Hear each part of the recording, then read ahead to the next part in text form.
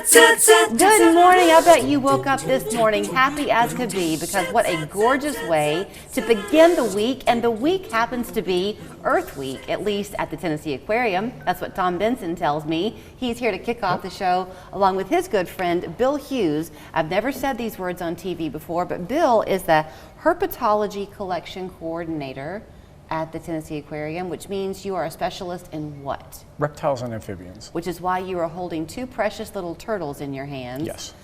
Who have a very unique joy they're bringing to you, right, Bill? These turtles are very significant for us.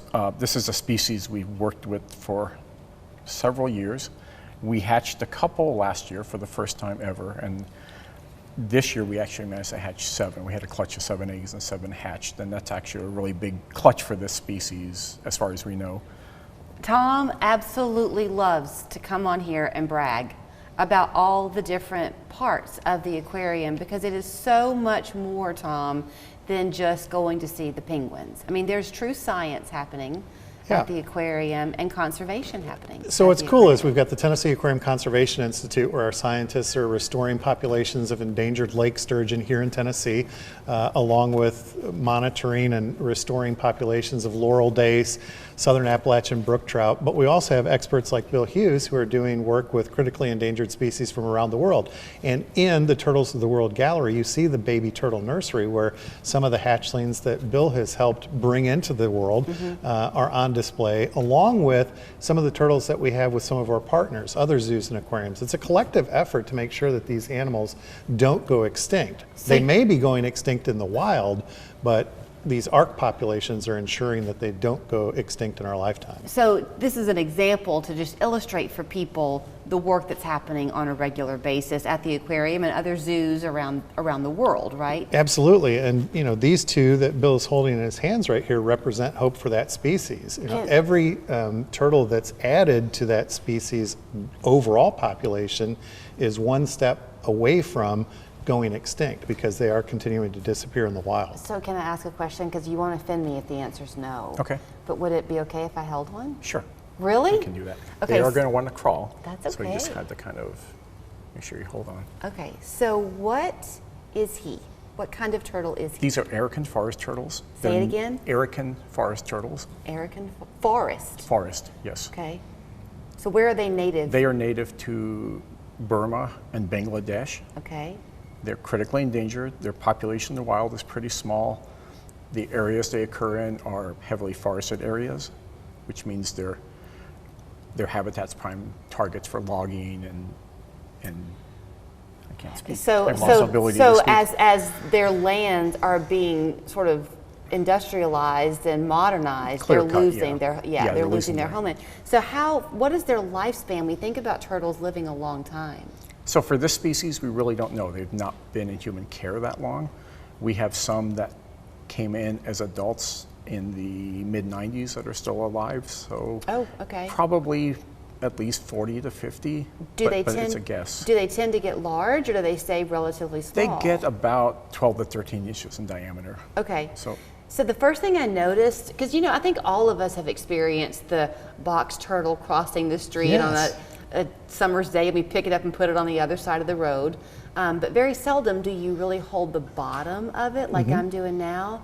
It's such a soft bottom to him versus the hard shell of the top. That's true. And they are, if you look underneath too, they are. Can I turn him upside down? Yes, ma'am. They are still, they're only about 3 weeks old. Their shell's not quite firm yet, so it's still a little bit squishy. You can actually see where the umbilicus was attached underneath. Am I not hurting him by No, turning he him just wants to upside flip down? back over. He's That's learned what to he's turn going over. to do. Yeah. So would he get in water too? No, these guys are pretty terrestrial. They're just on land. So if we did not have him at the aquarium, what would happen?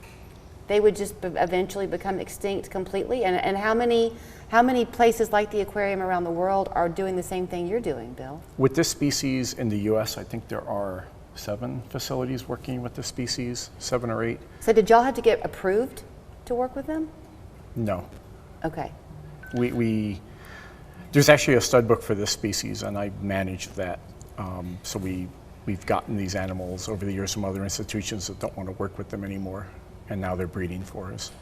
So what I love about this moment right now, Julie, is you getting up close and personal with that animal. And that's part of what we're doing this year with the Joel Sartori Photo Arc exhibit. Oh, yeah. Joel's portraits of animals really bring people up closer. And so as part of the aquarium experience right now, and certainly during Earth Week, you have these opportunities to really look these animals in the eye.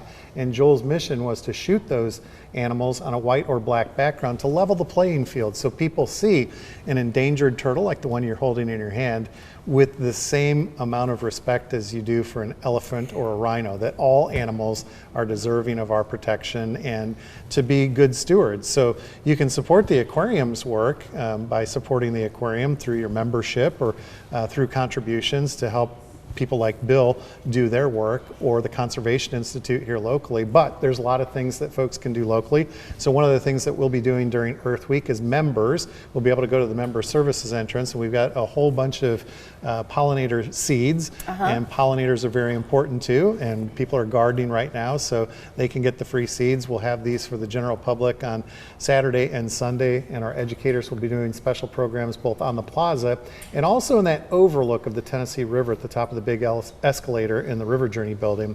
There'll be animal encounters there and more information about how we can work together to encourage our kids to get out in nature and appreciate the things that we have here, and then think about ways that we can protect the habitat and the wildlife that we have, and especially the water that sustains all life. So as you were saying, first of all, I owe you one. Thank you for just taking it and filling people in on what they need to know, because I was lost in looking at this little turtle. When you said about the Joel Sartori, and how you can, quote, look them in the eye, I was looking him in the eye. He is staring me down. Absolutely.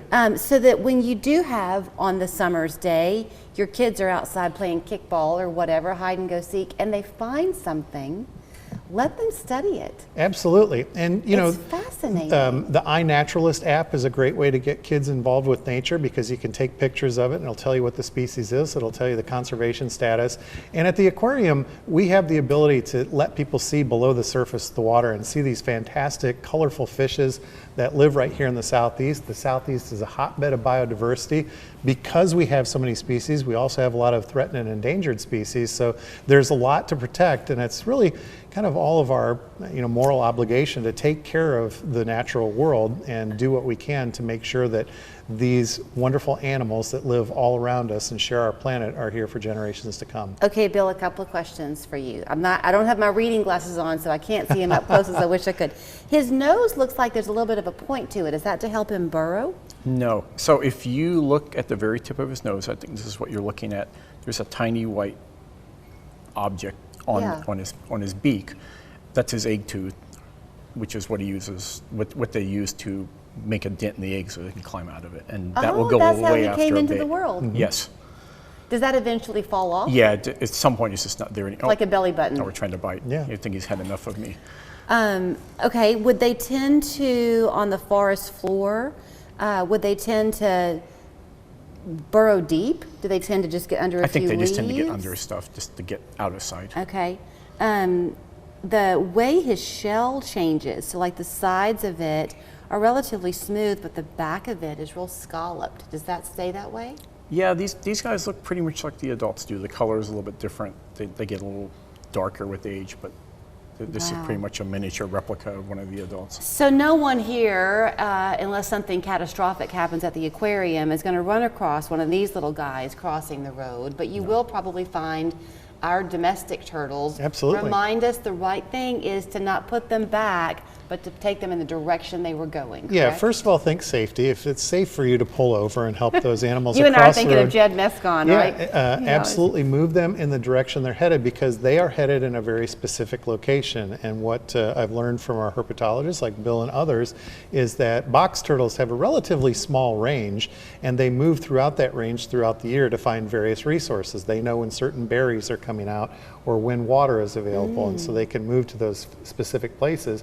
So if you were to take that turtle and move it back across the road opposite the way it was going, it's going to turn around and cross the road again. So if you just move them in the direction they're going, you're helping them to safely get to the destination that they're heading to. They know their range. If there's anybody watching and they're fascinated with turtles and or reptiles and they would like to become a herpetologist, Would you recommend it? Uh-oh. No, I yes, set him I up. would recommend it. I came to it in a very circuitous route, so yes, Okay. I would. We need the conservationists, though, don't we, Tom? Absolutely, and conservationists can take on many different forms. It could be that you're just planting native plants in your yard to support pollinators. It can be, doing those things to reduce runoff. Household hazardous waste is another way that you can make sure that you're disposing of those items that may be in your garage properly, so that doesn't get into our water supply.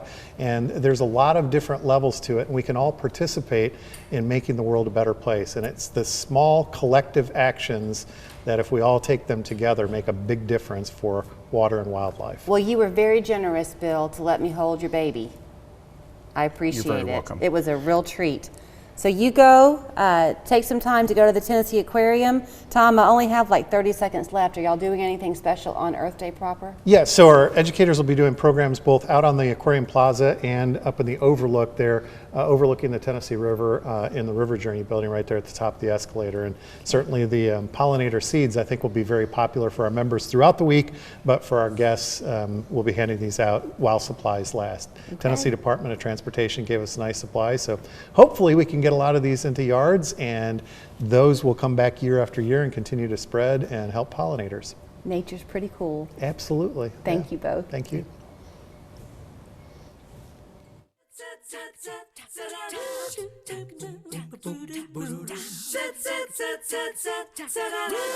Hi, I'm Trevor. Welcome to the Hemp House. Let me show you where the treats are. Our selection of local products allows the Hemp House to bring a little calm to life's journeys, whether you're blessed with 4 legs or just 2. The Hemp House, 4 locations to serve you, or online at hemphouse.